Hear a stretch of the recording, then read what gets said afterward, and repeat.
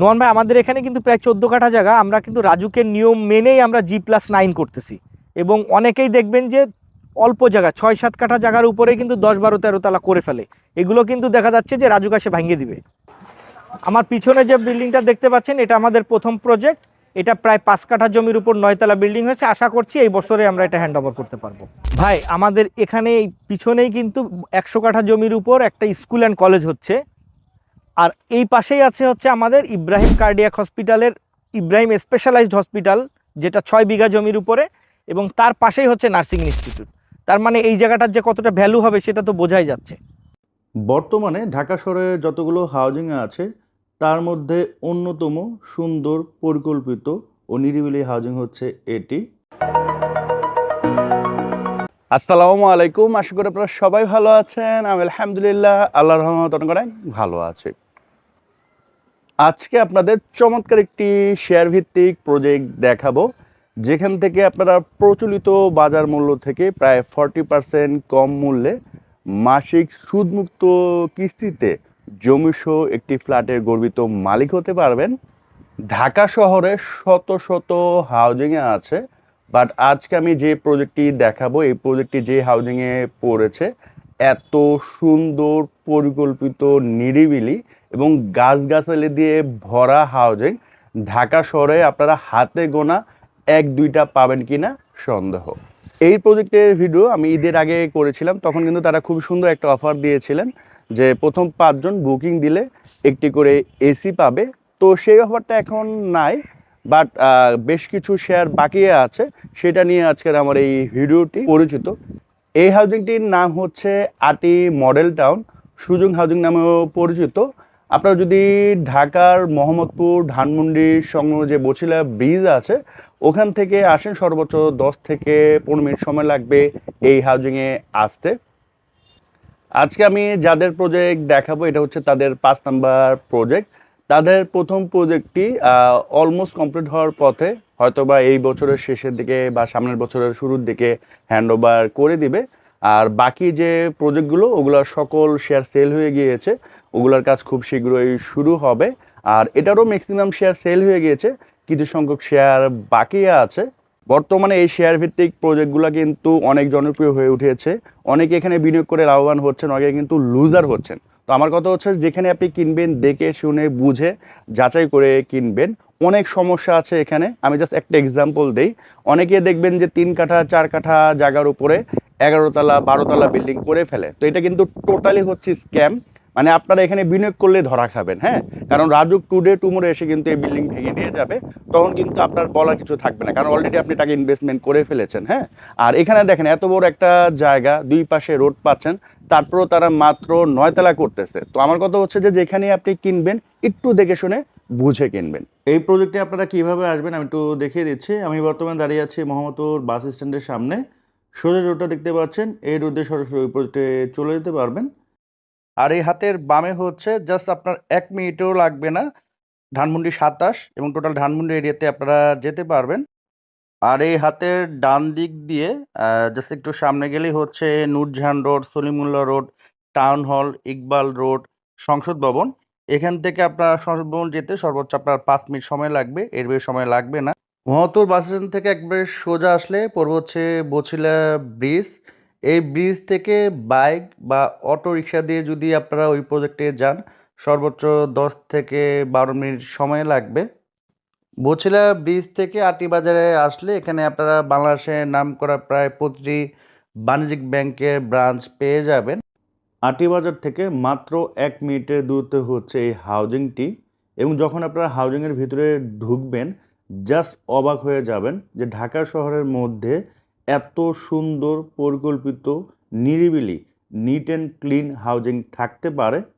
হাউজিংয়ের ভিতরে পেয়ে যাবেন কেন্দ্রীয় মসজিদ সহ 13টি মসজিদ, পাচ্ছেন 2টি খেলার মাঠ। উনি হচ্ছেন রাশিদুল হাসান ভাই, এই প্রজেক্টের উদ্যোক্তা। আসসালামু আলাইকুম ভাইয়া, কেমন আছেন? ওয়ালাইকুম আসসালাম, ভালো আছি। ভাই, এটা আপনাদের কয় নাম্বার প্রজেক্ট? এটা আমাদের 5 নম্বর প্রজেক্ট। এটা হচ্ছে আপনাদের 5 নাম্বার প্রজেক্ট। আর বাকি প্রজেক্টের কি অবস্থা? বাকি প্রজেক্ট আমাদের প্রথম যে প্রজেক্ট, এটা আমরা অলরেডি স্ট্রাকচার দাঁড় করে ফেলেছি, এবং অন্য প্রজেক্টগুলো আমরা নিয়ে অলরেডি সবাইকে যাদের ছিল তাদেরকে আমরা জমির দলিল বুঝাই দিয়েছি। এরপরে আমরা এটা শুরু করছি। নোমান ভাই, আপনার সাথে একটু অ্যাড করি, সেটা হচ্ছে আমরা কিন্তু পূর্বেও অনেক প্রজেক্ট নিতে পারতাম, কিন্তু আমরা নেইনি। আমরা দেখতেছি যে আমাদের নিজেদের ক্যাপাবিলিটি কোথায়। আমাদের যেহেতু ক্যাপাবিলিটি গ্রো করছে, একটা প্রজেক্ট আপনি অলরেডি দেখছেন যেটা অলরেডি কিন্তু আমরা বিল্ডিং করেও বিল্ডিংটা হ্যান্ড ওভারের দিকে চলে গেছি। আর তারপরে আমরা যেহেতু আমাদের ক্যাপাবিলিটি হয়েছে, আমাদের সক্ষমতা তৈরি হয়েছে, আমাদের যেহেতু ফুল সেট আপ আছে, যে কারণে আমরা এই 5 নম্বর প্রজেক্ট নিয়েছি। এবং এখানে আর একটা জিনিস আপনাকে একটু বলি, এখানে কিন্তু অলরেডি নেওয়ার পর আমরা কিন্তু 11টা শেয়ার অলরেডি আমরা বুকড এবং সোল্ড আউট করছি আর কি। এখানে জায়গার পরিমাণ 13.68 কাঠা। আচ্ছা। এবং দক্ষিণ দিকে আমাদের 25 ফিট রাস্তা এবং পিছন সাইডেও 25 ফিট রাস্তা। আচ্ছা, তো এটা হচ্ছে 25 ফিটের ইটের সোলিং করা রোড এবং এটার পিছনেও কিন্তু আপনার 25 ফিটের রোড। তো যেহেতু দুই পাশে আপনার রোড পাচ্ছেন, তো যখন বিল্ডিংটা কমপ্লিট হয়ে যাবে প্রতিটা ফ্ল্যাটে কিন্তু আপনারা প্রচুর পরিমাণে আলো বাতাস পাবেন, পর্যাপ্ত আলো বাতাস থাকবে। রাশেদ ভাই, এখানে বিল্ডিংটা কত তলা হচ্ছে? এখানে বিল্ডিংটা হবে G+9, 10 তলা বিল্ডিং হবে। অনেকেই কিন্তু এখানে 7 কাঠা জমির উপরে কিন্তু 12 তলা 13 তলাও করে, বিক্রি করে দিয়ে চলে যায়। পরবর্তীতে যারা ক্রয় করে তারা কিন্তু লুজার হয়ে যায়। কিন্তু আমরা ওই জায়গাটা কিভাবে হচ্ছে, তারা লুজার হচ্ছে যে পরবর্তীতে দেখা যাচ্ছে যে রাজুক এসে বিল্ডিংটা ভেঙে দিল, যেহেতু এটা রাজুকের নিয়ম বহির্ভূত, যে কারণে জটিলতা হয়, অনেকে এরকম ক্ষতিগ্রস্ত হয়ে যায়। কিন্তু আমরা ওইটা মাথায় রেখে আমরা যাতে কেউ ক্ষতিগ্রস্ত না হয় ওই জায়গাটা চিন্তা করে আর কি আমরা G+9 করার। তো এটা আসলে সবারই, আমরা চাইলে কিন্তু আরো বড় করতে পারি, কিন্তু আমরা ওই জায়গা আসলে যাচ্ছি না। যেহেতু আপনাদের দুই পাশে রোড, এত বড় জায়গা, চাইলে তো আপনি 11-12 তলা করতে পারেন, বাট ওইভাবে যাচ্ছেন না। তো এই জিনিসটা কিন্তু খুবই ভালো, কারণ আপনি দেখবেন যে এখন কিন্তু রাজুক রেগুলার বিভিন্ন বিল্ডিং কিন্তু ভেঙে দিয়ে যাচ্ছে। হ্যাঁ, তো আলটিমেটলি আপনি এমন একটা জায়গা কিনলেন, কেনার পর হয়তো 1 বছর পর রাজুক এসে ভেঙে দিয়ে গেল, আপনি না বলতে পারবেন না সইতে পারবেন, লুজার হচ্ছে। আচ্ছা ভাই, প্রতি ফ্লোরে কয়টা করে ইউনিট হবে? আমাদের প্রতি ফ্লোরে তিনটা করে হচ্ছে। আমাদের এই পাশে দক্ষিণ সাইডে হবে 3টা এবং পিছন সাইডে হবে 3টা করে ফ্ল্যাট, টোটাল 6টা, প্রতিটা ফ্লোরে 6টা করে। আর 3টাই তো মনে হয় ফ্রন্ট সাইড, মানে বিল্ডিং, মানে রোড সাইড পড়ছে, যেহেতু দুই দিকেই রাস্তা, তিনটা সবগুলোই আপনাদের রোড সাইডে পড়বে। আচ্ছা, তো আলো বাতাস পরিপূর্ণ পাবে আর কি, পর্যাপ্ত আলো বাতাস আর থাকবে। প্রতিটা ফ্ল্যাটের সাইজ কেমন হবে কমন স্পেস সহ? প্রতিটা ফ্ল্যাটের সাইজ হবে কমন স্পেস সহ ন্যূনতম 1250 স্কয়ার ফিট, সর্বোচ্চ 1380 স্কয়ার ফিট থাকবে। প্রতিটা ফ্ল্যাটে কয়টা বেডরুম, কয়টা বাথরুম? 3টা বেডরুম থাকবে, 3টা বাথরুম থাকবে। বারান্দা থাকবে 2টা করে বারান্দা থাকবে, আর ড্রয়িং ডাইনিং কিচেন থাকবে এবং 2টা লিফট থাকবে, 2টা সিঁড়ি থাকবে। টপ ফ্লোরে কি কি থাকবে? হ্যাঁ, টপ ফ্লোরে থাকবে আমাদের ওখানে কমিউনিটি হল থাকবে, আমাদের ওখানে প্রেয়ার রুম থাকবে, গার্ডেন থাকবে, রুফটপ গার্ডেন, যেটা এইভাবে আমরা পরিকল্পনা করেছি।